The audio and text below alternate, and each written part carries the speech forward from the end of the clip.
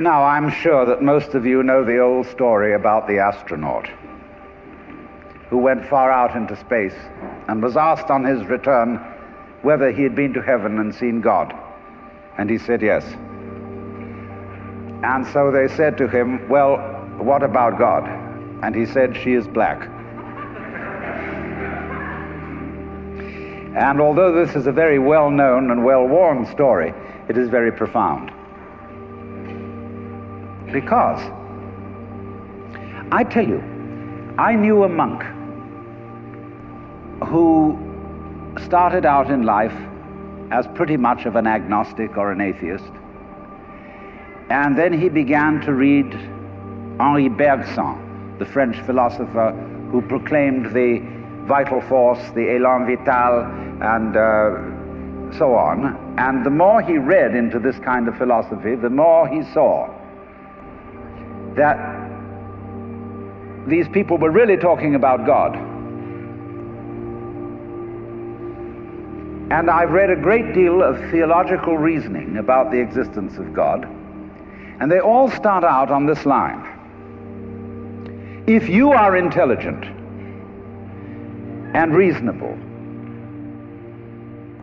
you cannot be the product of a mechanical and meaningless universe. Figs do not grow on thistles. Grapes do not grow on thorns. And therefore, you, as an expression of the universe, as an aperture through which the universe is observing itself, cannot be a mere fluke. Because if this world peoples, as a tree brings forth fruit, then the universe itself, the energy which underlies it, what it's all about, the ground of being, as Paul Tillich called it, must be intelligent. Now, when you come to that conclusion, you must be very careful, because you may make an unwarranted jump. Namely, the jump to the conclusion that that intelligence, that marvelous designing power which produces all this, is the biblical God. Be careful.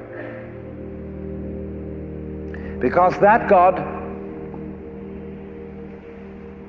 contrary to his own commandments, is fashioned in the graven image of a paternal, authoritarian, beneficent tyrant of the ancient Near East.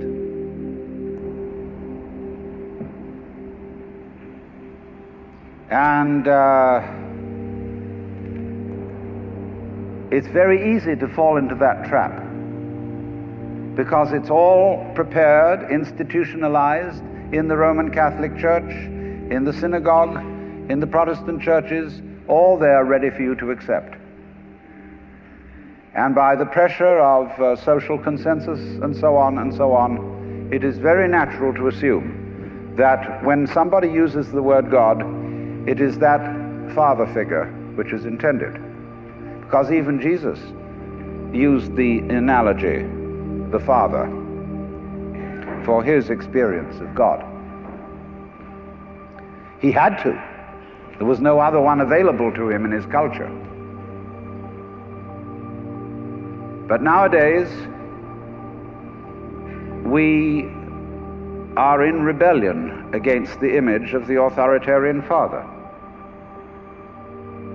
Especially this should happen in the United States, where it happens that we are a republic and not a monarchy. And if you, as a loyal citizen of this country, think that a republic is the best form of government, you can hardly believe that the universe is a monarchy. But to reject the paternalistic image of God as an idol is not necessarily to be an atheist. Although I have advocated something called atheism in the name of God. That is to say,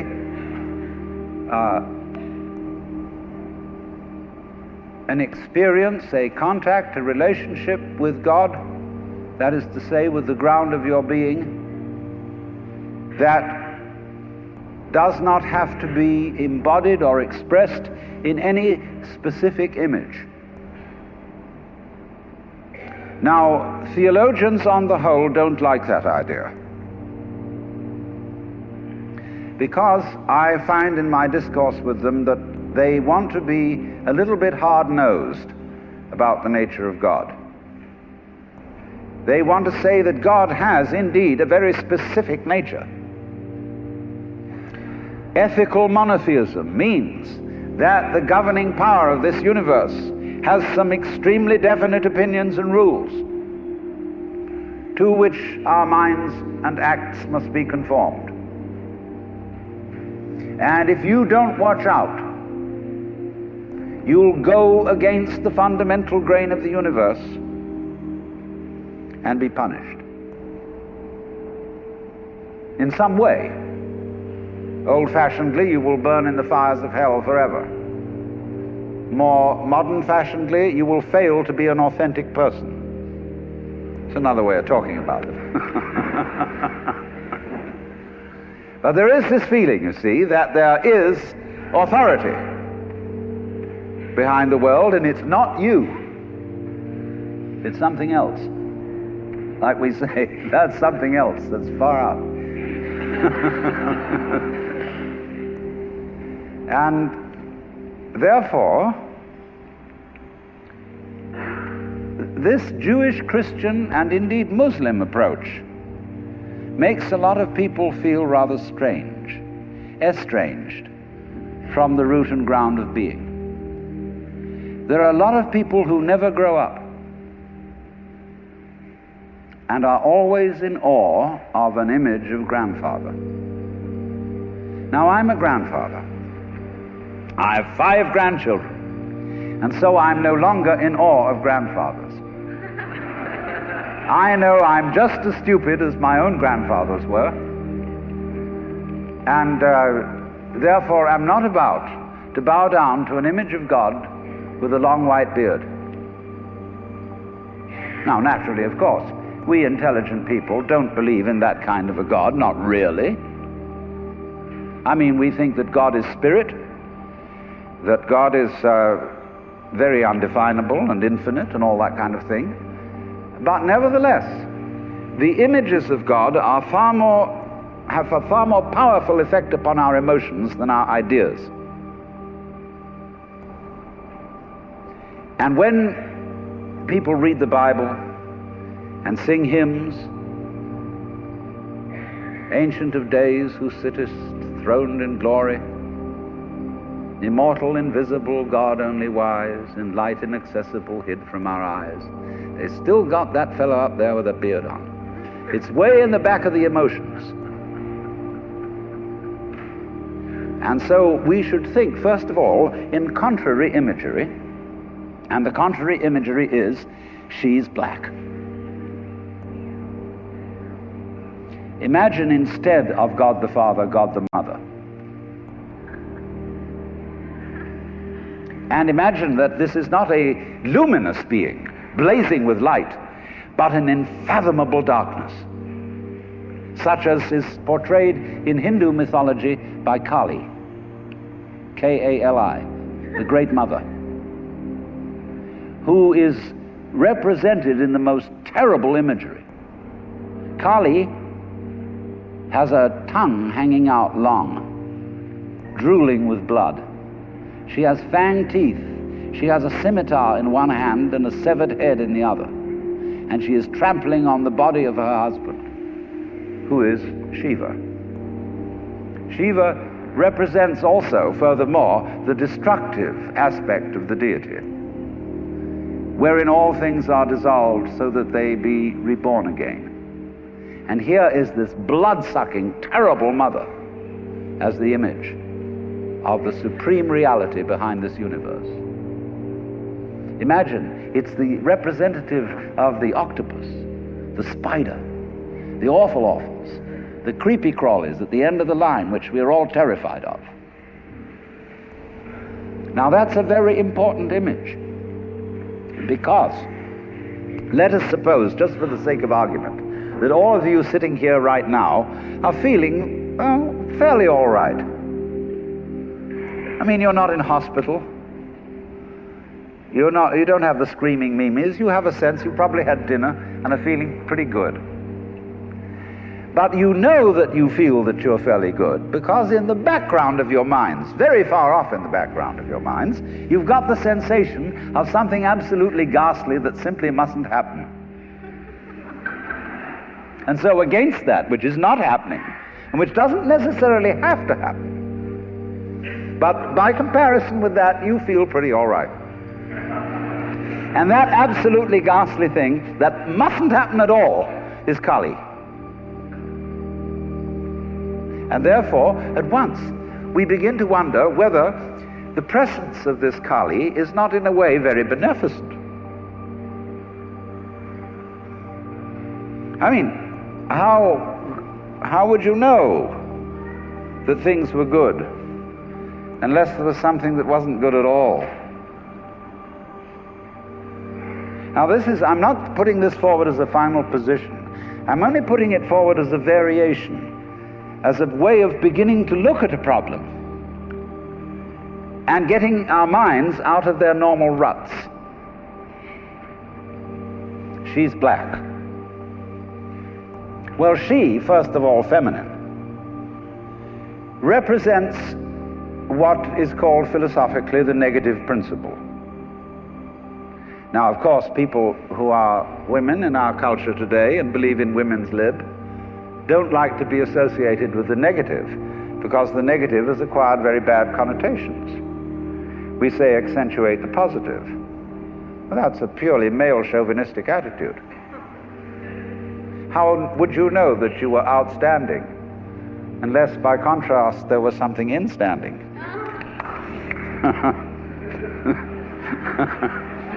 You cannot appreciate the convex without the concave. You cannot appreciate the firm without the yielding. And therefore, the so-called negativity of the feminine principle is obviously life-giving and very important. But we live in a culture which doesn't notice it. You see a painting, a drawing of a bird, and you don't notice the white paper underneath it. You see a printed book, and you think that what is important is the printing, and the page doesn't matter. And yet, if you reconsider the whole thing, how could there be visible printing without the page underlying it? What is called substance, that which stands underneath, underneath, stands. To be substantial is to be underlying, to be the support, to be the foundation of the world. And of course, this is the great function of the feminine, to be the substance. And therefore, the feminine is represented by space, which is of course black at night. But were it not for black and empty space, there would be no possibility whatsoever of seeing the stars. Stars shine out of space, and astronomers, very high-powered astronomers, are beginning to realize that stars are a function of space. Now that's difficult for our common sense, because we think that space is simply inert nothingness. But we don't realize that space is completely basic to everything. It's like your consciousness. Nobody can imagine what consciousness is. It's the most elusive, whatever it is, that there is at all, because it's the background of everything else that we know. Therefore, we don't really pay much attention to it. We pay attention to the things within the field of consciousness, to the outlines, to the objects, to the so-called things that are in the field of vision, the sounds that are in the field of hearing, and so forth. But what it is that ever it is that embraces all that we don't pay much attention to it. We can't even think about it. It's like trying to look at your head. You know, you try to look at your head, and what do you find? You don't even find a black blob in the middle of things. You just don't find anything. And yet that is that out of which you see, just as space is that out of which the stars shine. So there's something very queer about all this. That which you can't put your finger on, that which always escapes you, that which is completely elusive, the blank, seems to be absolutely necessary for there to be anything whatsoever. Now let's take this further. Kali also is the principle of death, because she carries a scimitar in one hand and a severed head in the other. Death. This is tremendously important to think about. We put it off. Death is swept under the carpet in our culture. In the hospital, they try to keep you alive as long as possible in utter desperation. They won't tell you that you're going to die. They, when their relatives have to be informed that it's a hopeless case, they say, don't tell this to the patient. And all the relatives come around with hollow grins and say, well, you'll be all right in about a month, and then we'll go and have a holiday somewhere and sit by the sea and listen to the birds and whatnot. And the dying person knows that this is mockery. Well, of course, we've made death howl with all kinds of ghouls. We've invented dreadful afterlives. I mean, the Christian version of heaven is as abominable as the Christian version of hell. I mean, nobody wants to be in church forever. Children are absolutely horrified when they hear these hymns which say, prostrate before thy throne to lie and gaze on thee. They can't imagine what this imagery means. I mean, in a very subtle theological way, I could wangle that statement around to make it extremely profound. I mean, to be prostrate at once and to gaze on the other hand, see, is a coincidentia oppositorum, a coincidence of opposites, which is very, very deep. But to a child, it is a crick in the neck. And that's the sort of imagery we're brought up with.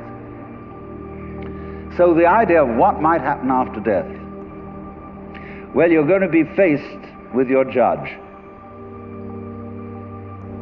the one who knows all about you. This is Big Papa, who knows you were a naughty boy and a very naughty girl, especially girl, from the beginning of things. He's going to look right through to the core of your inauthentic existence. And what kind of heebie-jeebies may come up. Or you may believe in reincarnation, and you think that your next life will be the rewards and the punishments for what you've done in this life. And you know you've got away with murder in this life. And the most awful things are going to happen next time around. So you look upon death as a catastrophe. Then there are other people who say, well, when you're dead, you're dead. Just nothing going to happen at all. So what you got to worry about? Well, we don't quite like that idea, because it spooks us. You know, what's it be like to die? To go to sleep and never wake up? Well, a lot of things it's not going to be like. It's not going to be like being buried alive. It's not going to be like being in the darkness forever. I tell you what, it's going to be like as if you never had existed at all. Not only you, but everything else as well. That just there was never anything, and there's no one to regret it. And there's no problem. Well, think about that for a while. It's kind of a weird feeling you get when you really think about that. You really imagine it. Just to stop altogether. And you can't even call it stop, because you can't have stop without start. And there wasn't any start. There's just no thing. Well, then when you come to think of it, that's the way it was before you were born. I mean, if you go back in memory as far as you can go, you get to the same place as you go forward in your anticipation of the future as to what it's going to be like to be dead. Then you get these funny ideas that this blankness is the necessary counterpart of what we call being. Now, we all think we're alive, don't we? I mean, we're really here? That there is something called existence? You know, the existentialists, Dasein, thrownness, you know, here we are. But how could you be experiencing that as a reality unless you had once been dead? What gives us any ghost of a notion that we're here, except by contrast with the fact that we once weren't? And later on won't be. But this thing is a cycle, like positive and negative poles in electricity. So this then is the value of the symbolism of she is black. She, the womb principle, the receptive, the instanding, the void, and the dark. And so that is to come into the presence of the God who has no image. Behind the Father image, behind the Mother image, behind the image of light inaccessible, and behind the image of profound and abysmal darkness, there's something else which we can't conceive at all.